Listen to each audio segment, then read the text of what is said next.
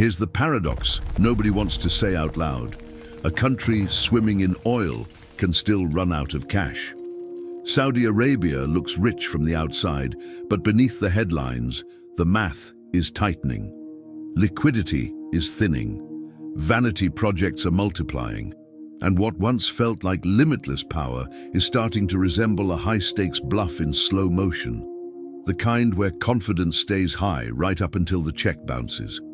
This isn't about mocking ambition. It's about understanding entropy. When hubris meets bad math, even sovereign wealth starts to decay. Trillion-dollar visions get trapped in sunk cost fallacies, asset liabilities pile up, and capital flight begins quietly, long before panic hits the streets. History shows this pattern again and again, and it never ends the way leaders expect. If you've ever believed that money alone could fix timing, physics, or human behavior, this story will feel uncomfortably familiar, because what's happening here isn't unique to Saudi Arabia. It's the same logic that ruins companies, destroys portfolios, and turns bold dreams into hollow mirages. The good news?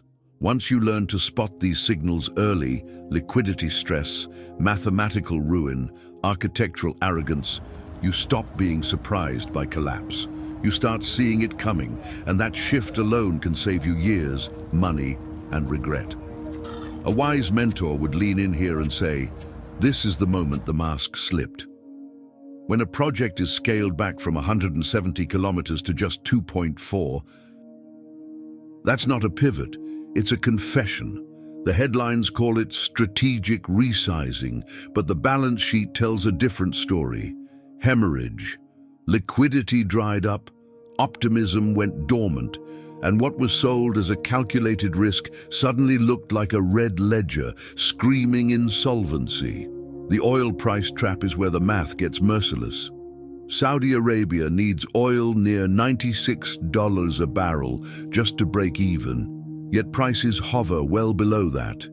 That gap creates entropy across the entire system, sovereign debt pressure rises, capital flight whispers start, and vanity projects turn into asset liabilities overnight.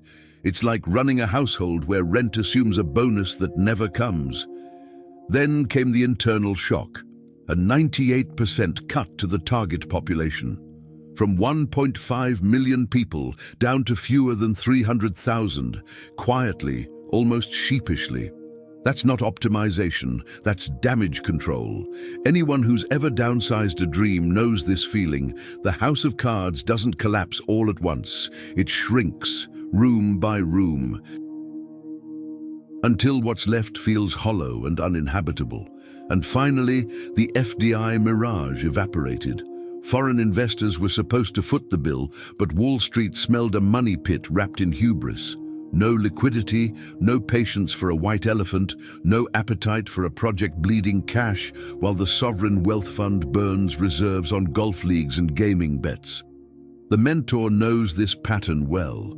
When the flagship runs dry, the storm is only getting started, and geometry itself may soon become the enemy.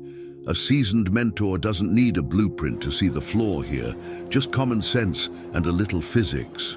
Cities evolved organically for a reason, and drawing a perfectly straight line in the desert ignores centuries of trial and error. No amount of money can negotiate with entropy. When ego overrides geometry, efficiency collapses, and even the most expensive idea starts to decay into a logistical nightmare. The mirror wall alone should have set off alarms. A 500-meter tall reflective slab in the desert creates a thermal trap, amplifying heat and confusing migratory birds into fatal collisions. This isn't innovation, it's negligence dressed up as futurism. Anyone who's ever tried working in a glass office during summer knows how fast discomfort becomes uninhabitable. Now scale that to a city. Then there's vertical logistics, the silent killer of efficiency. moving people endlessly up and down elevators shatters the promise of high-speed transit, turning daily commutes into a slow hemorrhage of time and energy.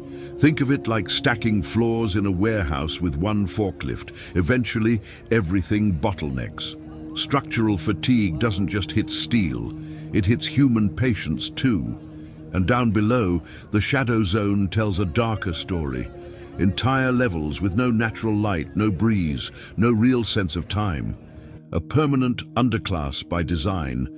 Add wind tunnel effects that trap sandstorms and alter the microclimate, and the city becomes a sealed system flirting with cascading. A failure. At this point, the question isn't can it be built, it's whether anyone sane would want to live there, which leads straight into who's actually willing to run it.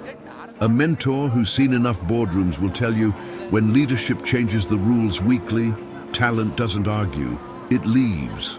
Inside NEOM, change orders became a running joke with billion-dollar punchlines. Engineers scrapped months of work overnight, not because the math changed, but because ego did. That's how money doesn't just leak, it incinerates. The culture of silence sealed the exodus.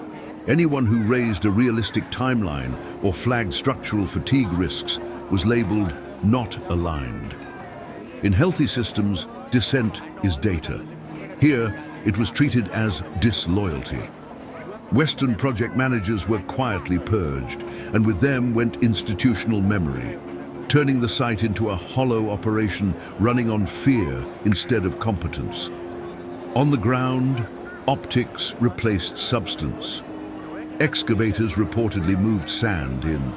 Circles to look busy for satellite imagery, a Potemkin village in real time. No foundations, no progress, just motion for the camera. It's the corporate equivalent of rearranging furniture in a burning house of cards, hoping no one notices the smoke. And beneath it all sat the human rights liability. The forced eviction of the Hawitat tribe wasn't just a moral failure, it was a financial one. PR toxicity made the project uninsurable, triggering capital flight and legal exposure, no balance sheet. Can hide. When people become collateral damage, the project stops being risky and starts being radioactive, setting the stage for what's left behind in the desert. A patient mentor would sigh here and say, saving face is expensive. The sunk cost trap all but guarantees they'll finish the first 2.4 kilometers, not to prove success, but to avoid admitting failure. It'll be marketed as a luxury pilot zone, a mirage of progress masking a money pit. Pride demands a ribbon cutting, even if the city around it never arrives. The deeper issue is asset depreciation baked into the design. A normal city can pause, pivot, and grow organically. A linear megastructure can't. It's all or nothing. Stop halfway and you're left with a hollow scar in the sand, an uninhabitable asset liability that generates no real economy, only maintenance bills and regret. Then comes the maintenance debt nobody likes to talk about. Keeping 500-meter mirrored walls clean in a sandstorm-prone desert is a perpetual logistical nightmare. Corrosion, abrasion, structural fatigue, it's entropy on a timer.